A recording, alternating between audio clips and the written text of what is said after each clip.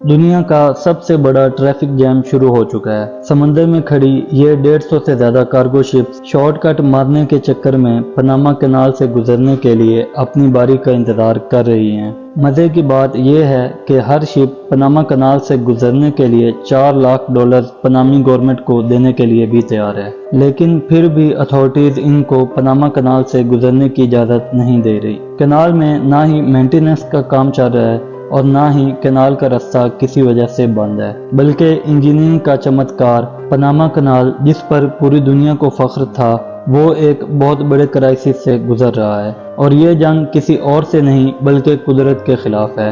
आखिर कैसे, ये सब जानेंगे हम इस वीडियो में। पूरी दुनिया में बहरी जहाज़ों के लिए 2 शॉर्टकट्स बने हुए हैं। एक इजिप्ट में बना हुआ है सुएज कैनाल, जो ईस्ट एशियन कंट्रीज यानी चाइना, जापान, ताइवान और सिंगापुर जैसी कंट्रीज को यूरोप से कनेक्ट करने के लिए इस्तेमाल होता है। इसी तरह अगर इन्हीं कंट्रीज के बहरी जहाज़ों को ईस्ट अमेरिका या ईस्ट कनाडा तक जाना हो या यूरोप से वेस्ट अमेरिका तक जाना हो, तो एक दूसरे शॉर्टकट को इस्तेमाल किया जाता है, और वो है सेंट्रल अमेरिका के ठीक इस पॉइंट पर बना हुआ पनामा कैनाल। दुनिया में तकरीबन 50,000 कार्गो शिप्स हैं और उनमें से तकरीबन 70% इन्हीं 2 शॉर्टकट्स को इस्तेमाल करती हैं। यानी अगर किसी वजह से भी इन दोनों शॉर्टकट्स सुएज कैनाल और पनामा कैनाल में कोई मसला हो गया, तो ना चाहते हुए भी इसका असर पूरी दुनिया पर पड़ेगा, जिसकी एक झलक दुनिया पहले भी देख चुकी है, जब 2021 में एवर गिवन शिप ने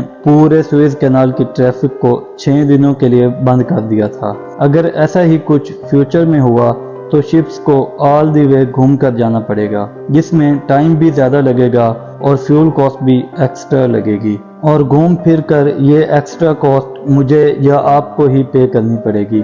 इन शॉर्टकट्स को इस्तेमाल करने के लिए शिपिंग कंपनीज कैनाल अथॉरिटीज़ को भारी टूल टैक्स पे करती हैं और साथ में इनके नखरे भी उठाने पड़ते हैं। आखिर ऐसी भी क्या मजबूरी है और हमें कैनाल्स की ज़रूरत ही क्यों है? फ़र्ज़ करें यूरोप में यूनाइटेड किंगडम से एक शिप को वेस्ट अमेरिका में मौजूद सैन फ्रांसिस्को जाना है। अब इस शिप के पास अपनी मंजिल तक पहुंचने के 2 रास्ते हैं। या तो वो सारे नॉर्थ अटलांटिक ओशन से गुजरकर साउथ अमेरिका के बॉटम केप हॉर्न को क्रॉस करके पैसिफिक ओशन में दाखिल होगी और वहां से सैन फ्रांसिस्को तक जाएगी। ये टोटल डिस्टेंस 25,000 किलोमीटर से भी ज़्यादा बनता है, जिसमें शिप को तकरीबन 28 दिन और 80 लाख लीटर फ्यूल खर्च करना पड़ेगा। इस पूरे ट्रिप में शिपिंग कंपनी का सिर्फ टाइम ही ज़ाया नहीं होगा, बल्कि फ्यूल कॉस्ट की मद में $32 मिलियन भी खर्च होंगे, जो कि 260 करोड़ रुपए बनते हैं।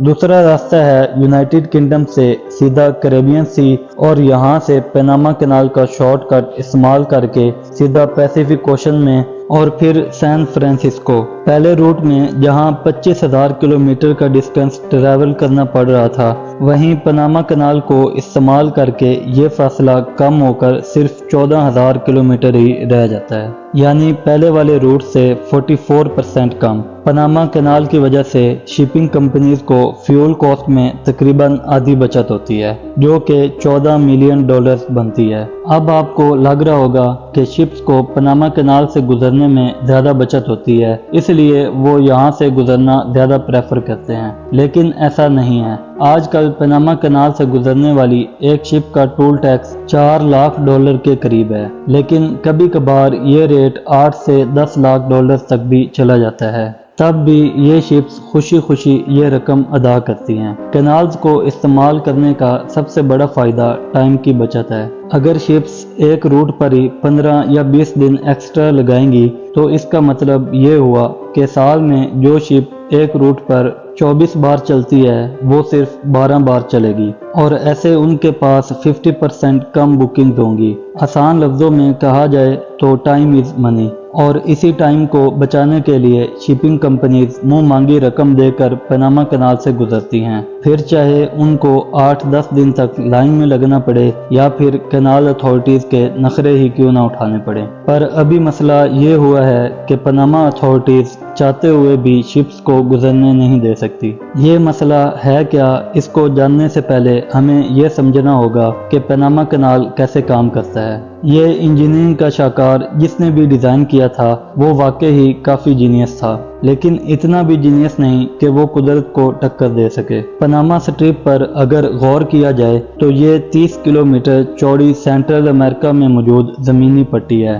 جس کے دونوں سائیڈز پر اوشن موجود ہے۔ یہاں سوئس جیسا کینال نہیں کھودا جا سکتا تھا کیونکہ یہاں کی زمین سی لیول سے 30 میٹر کی اونچائی پر ہے، لہذا پہلے شپس کو 30 میٹر اوپر اٹھا کر لیک گیٹون کے لیول تک پہنچایا جاتا ہے، اس کے بعد دوسرے کوسٹ پر واپس اسے سمندر میں اتارا جاتا ہے۔ یہاں بات ہو رہی ہے کارگو شپس کی جن کا وزن لاکھوں ٹن ہوتا ہے۔ اتنی بھاری شپس کو اوپر اٹھانے کے لیے کینال کی اوپننگز پر لاکس لگے ہوئے ہیں۔ یہ لاکس شپس کو اوپر اٹھانے کے لیے سیڑھیوں کی طرح کام کرتے ہیں۔ پہلے لاک نمبر 1 کا دروازہ کھلتا ہے اور شپ اس میں چلی جاتی ہے۔ لاک نمبر 1 کا دروازہ بند کر کے لاک نمبر 2 کا پانی لاک نمبر 1 میں بھرا جاتا ہے۔ اس پروسیس میں کسی موٹر یا پمپ کی ضرورت نہیں پڑتی۔ لاک نمبر 2 میں پانی کا لیول زیادہ ہوتا ہے جو گریوٹی کی وجہ سے لاک نمبر 1 میں بھر جاتا ہے۔ جیسے ہی دونوں لاکس میں پانی کا لیول برابر ہوتا ہے تو لاک نمبر 2 کا دروازہ کھول دیا جاتا ہے اور پھر شپ لاک نمبر 2 میں چلی جاتی ہے اور لاک نمبر 2 کا دروازہ بند کر دیا جاتا ہے۔ اسی طرح اب لاک نمبر 3 سے پانی لاک نمبر 2 میں بھرا جاتا ہے۔ دونوں لاکس میں واٹر لیول برابر ہونے کے بعد بیچ کا دروازہ کھلتا ہے اور فائنلی شپ لاک نمبر 3 میں پہنچ جاتی ہے۔ لاک نمبر 3 کا دروازہ بند کر کے اب گیٹون لیک کا پانی لاک نمبر 3 میں بھرا جاتا ہے جس سے لاک نمبر 3 کا واٹر لیول گیٹون لیک کے برابر ہو جاتا ہے۔ آخری دروازہ کھول کر شپ اب گیٹون لیک میں داخل ہو جاتی ہے۔ 10 سے 15 منٹوں کے اس پروسیس میں شپ 30 میٹر اوپر اٹھائی جاتی ہے۔ گیٹون لیک میں ٹریول کرنے کے بعد پاناما کے دوسرے کوسٹ تک پہنچنے میں شپ کو 11 گھنٹے لگتے ہیں اور وہاں پر بھی سیم لاکس لگے ہیں جو شپس کو اتار کر سی لیول پر لے آتے ہیں۔ یہاں نوٹ کرنے والی بات یہ ہے کہ دونوں پروسیس میں شپ کو اوپر اٹھانے یا نیچے اتارنے میں گیٹون لیک کا پانی یوز ہوتا ہے۔ لاک نمبر 1 کا پانی سمندر میں چھوڑ دیا جاتا ہے تاکہ وہ سی لیول کے برابر آ سکے اور یہ لیک کا فریش واٹر ہوتا ہے جو سمندر میں ڈال کر ضائع کر دیا جاتا ہے۔ لیک گیٹون کا پانی پاناما کینال کے لاکس کو آپریٹ کرنے کے ساتھ ساتھ یہاں کی لوکل پاپولیشن کے پینے کے کام بھی آتا ہے۔ پاناما کینال استعمال کرنے والی صرف ایک شپ لیک گیٹون کا اتنا پانی ضائع کرتی ہے جتنا 5 لاکھ لوگ روزانہ پیتے ہیں۔ اپنے پیک پر پاناما کینال سے روزانہ 38 شپس گزرتی ہیں، یعنی ایک ہی دن میں 1 کروڑ 90 لاکھ لوگوں کا پانی سمندر میں بہا دیا جاتا ہے۔ لیک گیٹون ایک بہت بڑی لیک ہے، تقریباً ایک ایوریج سائز کے سٹی جتنی۔ بارش کا پانی آس پاس کے پہاڑوں سے بہہ کر لیک گیٹون میں جمع ہو جاتا ہے جو شپس کی وجہ سے ضائع ہونے والے پانی کی کمی پوری کرتا ہے۔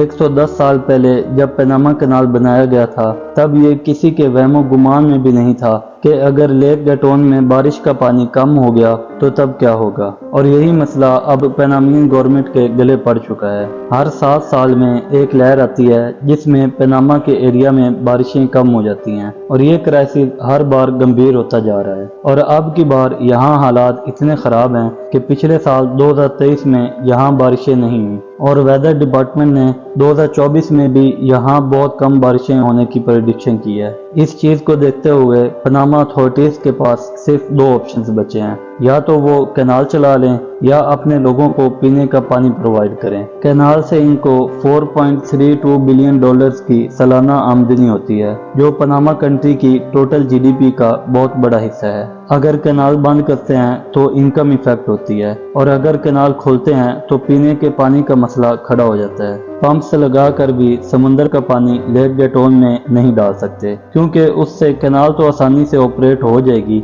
लेकिन फिर लेक का पानी खारा हो जाएगा जो फिर पीने के काबिल नहीं बचेगा। लिहाजा अब वहाँ की गवर्नमेंट ने लेक गेटोन के पानी को बचाने के लिए कुछ मेजर्स लेना शुरू कर दिए हैं। सबसे पहले जहाँ 38 शिप्स कैनाल से गुजरती थीं, इस नंबर को कम करके 18 शिप्स पर डे तक लेकर आए हैं। और दूसरा, सिर्फ उन कार्गो शिप्स को कैनाल से गुजरने की इजाज़त दी जा रही है जिनके पास कम कंटेनर्स हैं। जाहिर है शिप्स पर जितना ज़्यादा वजन होगा वो उतना ज़्यादा पानी ज़ाया करेंगी। इन सख्तियों की वजह से एक शिप पर 40% कम कार्गो लोड किया जा रहा है और इस बचे हुए कार्गो को न्यू शिप्स में लोड किया जाता है। यानी पनामा से गुजरने वाली टोटल शिप्स भी पहले से ज़्यादा बढ़ गई हैं। पनामा कैनाल के पास शिप्स की लाइन लग गई है और सब अपनी बारी का इंतजार कर रहे हैं। खासकर जिनकी बुकिंग एडवांस में नहीं हुई, वो 15 दिन तक भी इंतजार करने पर मजबूर हैं। इन सख्तियों के साथ साथ टोल टैक्स में भी 10% extra cost fresh water surcharge के नाम पर वसूल की जा रही है। इससे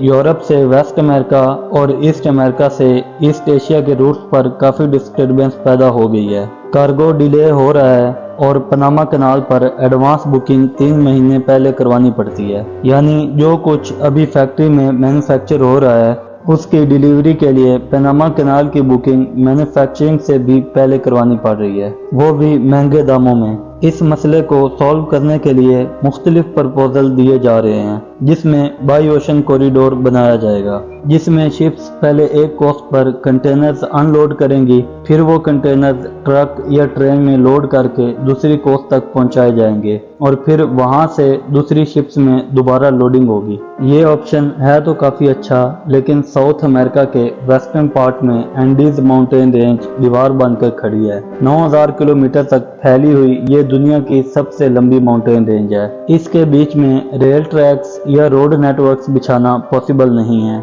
ऐसा ही एक कॉरिडोर नॉर्थ अमेरिका में मेक्सिको के इस पॉइंट पर बनाया जा रहा है, जो सिर्फ 190 किलोमीटर चौड़ा है और इसकी दोनों साइड्स पर समुद्र मौजूद है। मैक्सिकन गवर्नमेंट इसके बीच में रेल नेटवर्क बिछाकर दोनों साइड्स पर मॉडर्न पोर्ट्स बना रही है, जिस पर टोटल $2.85 बिलियन का खर्चा आएगा। इस प्रोजेक्ट की कंप्लीशन 2030 में एक्सपेक्टेड है और उसके बाद ये पनामा कैनाल से ज़्यादा सस्ता और ज़्यादा फास्ट रूट साबित होगा। मुकम्मल होने के बाद यहाँ से साल में 13 लाख कंटेनर्स गुजारे जा सकेंगे। कंपैरिजन के तौर पे नॉर्मल ऑपरेशंस के दौरान पनामा कैनाल से सालाना 26 लाख कंटेनर्स गुजरते हैं। यानी मेक्सिको का इंटर ओशनिक कॉरिडोर आज से 6 सालों बाद पनामा का आधा लोड अपनी तरफ डाइवर्ट कर लेगा। मेक्सिको का ये प्रोजेक्ट दूसरे ऑप्शंस के मुकाबले में काफ़ी प्रॉमिसिंग लगता है। ऐसा ही एक प्रोजेक्ट कोलंबिया में भी स्टार्ट किया जा रहा है, जो पनामा के साथ ही मौजूद है।